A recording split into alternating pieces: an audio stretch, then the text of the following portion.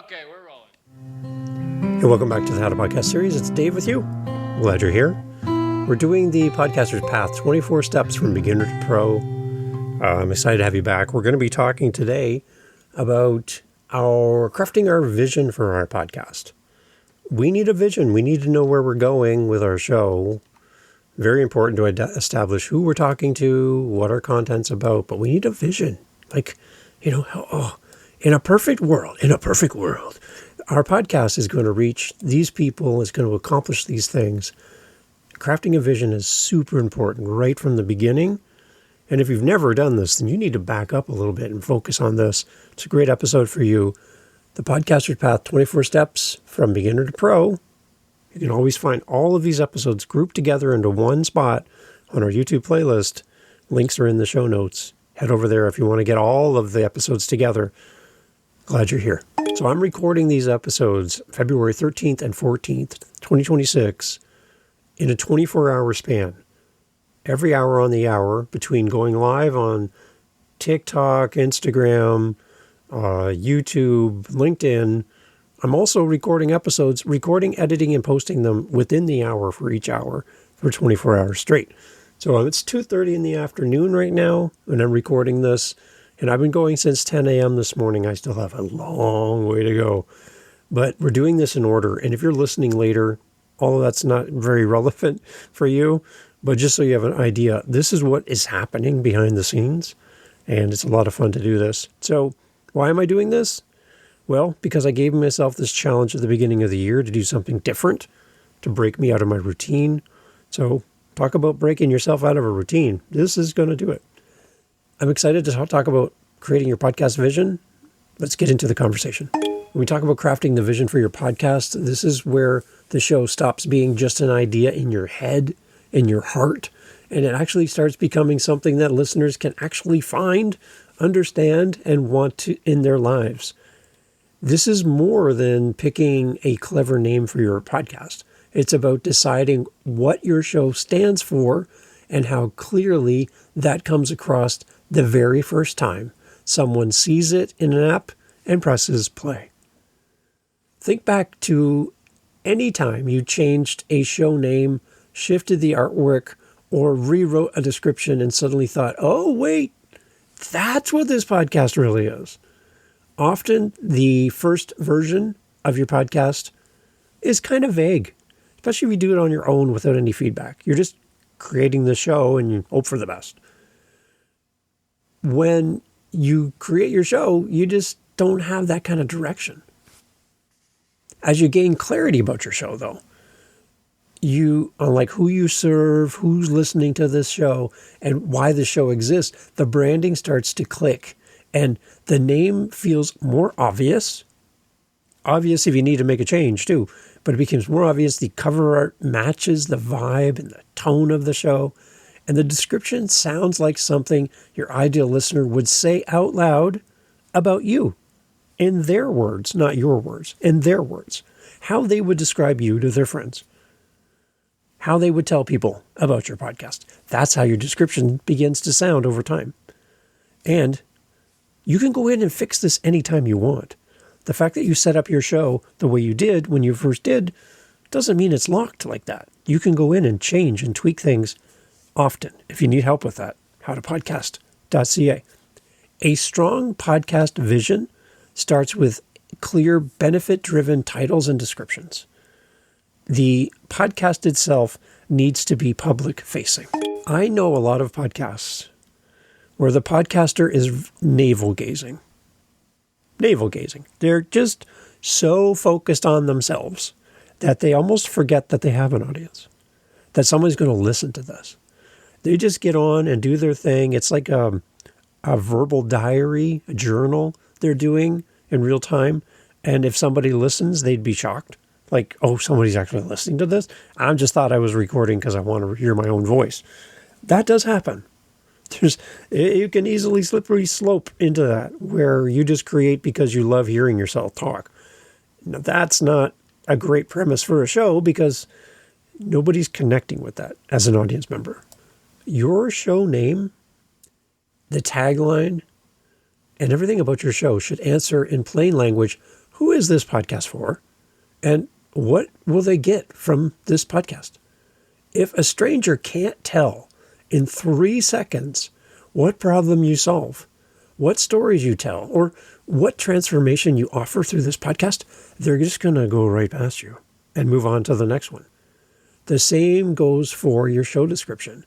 Instead of listing everything that you might talk about, focus on the core promise and what regular listeners can expect week after week or episode after episode.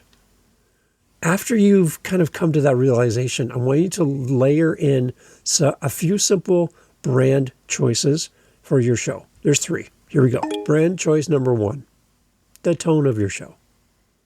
Are you a calm and reflective person as the host of your show? Are you high energy and playful? Are you direct and tactical? Your tone should match your topic. Your tone should match the content. The tone should match your audience that you're desiring to reach.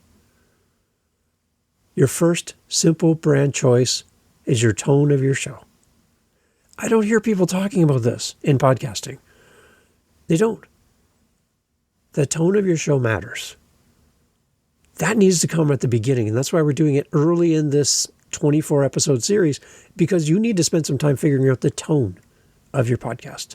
The second one, as far as a simple brand choice that really matters, is your cover art and how that makes people feel. The colors you use are intentional. Not because you love that color, but because it has meaning. It has something about it. And then when you compare your show to all the other shows that talk about what you talk about, you want your show to stand out. You want it to be different. You don't want it to blend in with everyone else. If everyone else is light blues and grays, don't do light blue and gray. Pick something different. So when I look at my phone in a sea of sameness, where everybody's copying each other, you stand out. It doesn't have to be absurd colors, but it has to be different. It's got to be something that people would be interested in. And I hear podcasters say this a lot. I totally agree with this. People will see you before they hear you. So you need something that stands out on a player app, because nothing plays automatically. Somebody has to use their thumb, push a button, and hit play. What makes people push your podcast and play button? You start with your cover art. Think about the colors you use, the fonts you use, imagery that's in your podcast cover. It's all got to fit your tone, which we just talked about. It's got to match the tone of your show. One strong idea is better than a crowded design with way too much and it's way too busy. Make it simple, make it straightforward, make it easy for people to understand at a glance. People are busy. They don't have time to do a breakdown of your artwork as they make a decision whether or not to buy.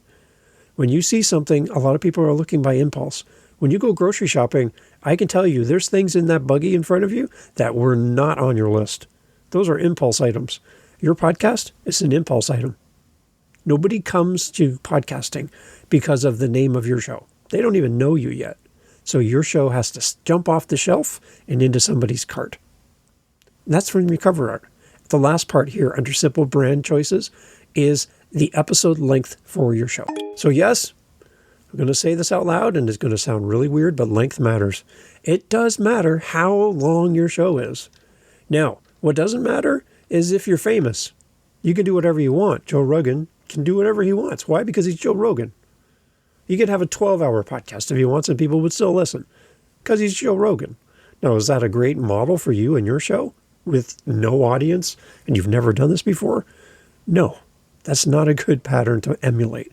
You need to make your time to understand, again, going back to the tone, the cover art, and your audience, how long is a good length of episode? So that's the question, Dave. What is the great ideal length for a podcast episode? I hear everybody talking about it needs to be the length of a regular commute. A commute from where? Like, my commute is 15 minutes to work. My wife's commute is like 7.5 minutes.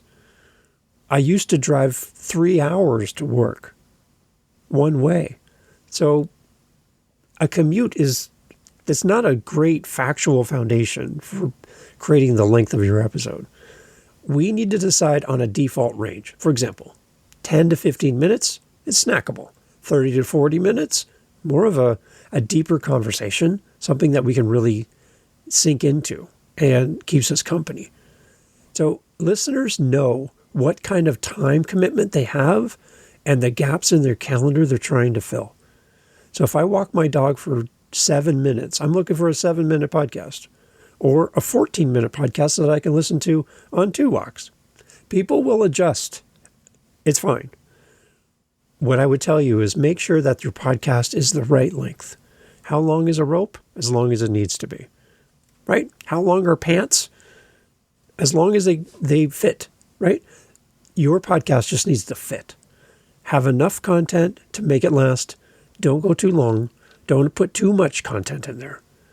If you can break your podcast into 4 different podcasts instead of 1 mega podcast, you'll get better listen time, better engagement by making it smaller.